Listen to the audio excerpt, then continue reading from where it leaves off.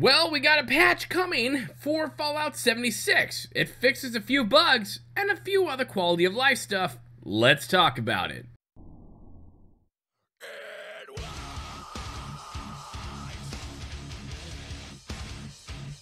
Hello my friends, Boomy here once again with another video for you, my Fallout brothers and sisters of the Wasteland. If this is your first time on the channel, make sure you hit that subscribe button for all the fun, and I promise you that your power armor will always come off you when you want it to.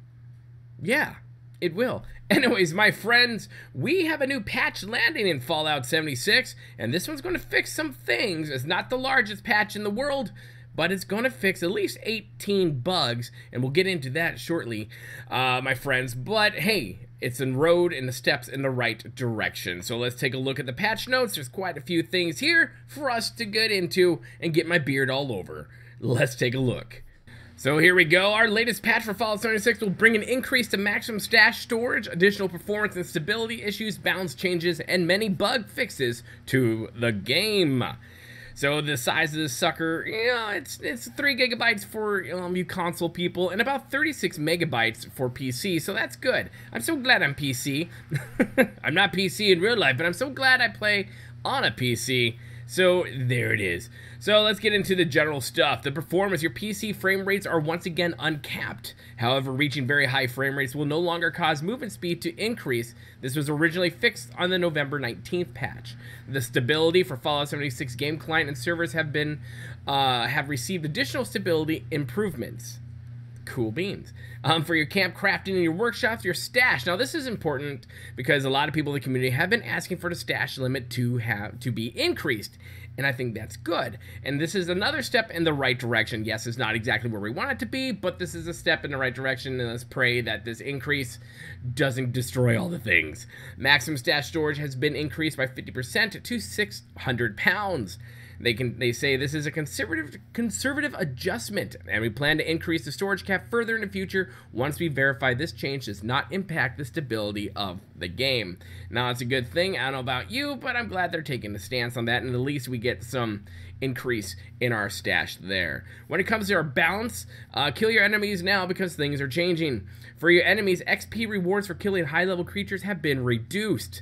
And bosses, they fixed an issue affecting instant boss loot. Players should now correctly receive 2 to 4 items per boss, depending on the creature's difficulty and level. For weapons, and this is pretty awesome, automatic weapon damage has been increased by approximately 20% across the board. I don't really use automatic weapons too much in the game, but that's awesome. When I do, at least I'll know it's 20% more damage. Party on. It's just not me that sucks. Sweet. Now, when it comes to PvP, your weapon effects, hitting another player with the cryolator now applies a chill. A chilled, frosted, or frozen status based on how many times they are hit. The duration of movement speed reductions applied by these effects have been significantly decreased. Now, there were reports of people being hit by this and being stuck for a couple hours.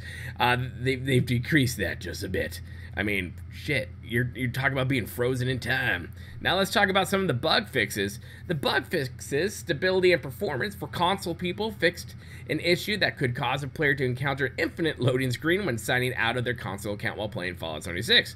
Well, that sucks. On you Xbox users addressed a crash that could occur when sending multiple team invites immediately after exiting Vault 76 to a player who is not your friend. Man, hey, want to be my friend? Hey, want to be my friend? What the hell's happening? Stop it. Huh.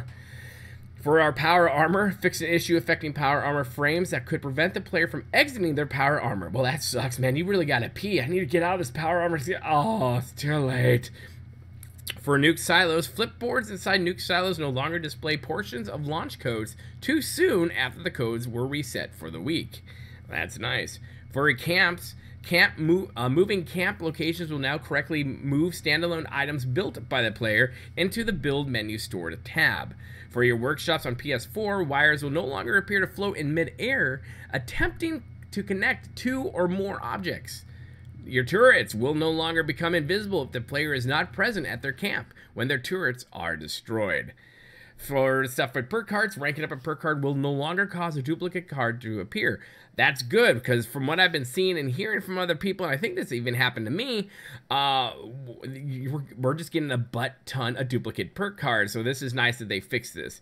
On your social, fix an issue that could prevent a team from being correctly formed in a game world after creating the team on the main menu when both players are using new characters. Also, with display durations for social notifications have been reduced when many notifications are pending. This should help address an issue in which players did not see that they successfully joined a team. For our survival mutations, the electrically, wow, that was a stupid challenge. Electrically charged and unstable isotope mutations no longer provide the player with bonus health. That's sad. And let's see, for user interface to go in AFK, players will now be disconnected from a game world after 10 minutes of inactivity and will be prompted with a timer 1 minute before being kicked. This is nothing new. They have a very similar thing in World of Warcraft. The Atomic Shop on PC, cursor position will no longer be disjointed from clicks in the Atom Shop while using 1610 resolutions. Our enemies. Red crosshairs and enemy health bars will no longer persist on screen when an enemy is no longer in view.